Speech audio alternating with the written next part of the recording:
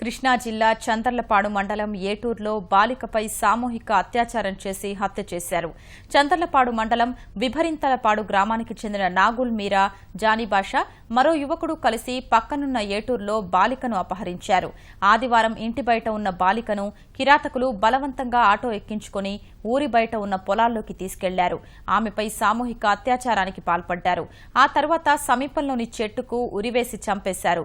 సాయంత్రమైనా కూతురు ఇంటికి రాకపోవడంతో కుటుంబ సభ్యులు వెతకగా ఎంతకీ కనిపించలేదు. వెతుకులాట కొనసాగుతూ ఉండగా గ్రామ సమీపంలో పొలాల్లో శవమై కనిపించింది.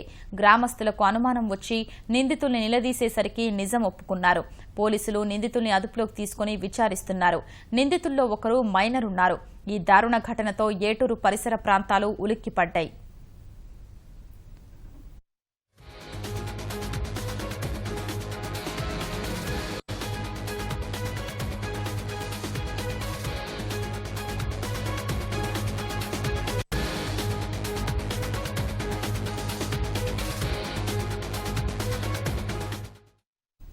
కృష్ణా జిల్లా చందర్లపాడు మండలం ఏటూరులో బాలికపై సామూహిక అత్యాచారం చేసి హత్య చేశారు.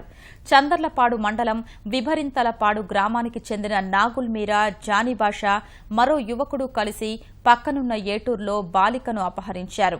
ఆదివారం ఇంటి బయట ఉన్న బాలికను కిరాతకులు బలవంతంగా ఆటో ఎక్కించుకుని ఊరి బయట ఉన్న పొలాల్లోకి తీసుకెళ్లారు.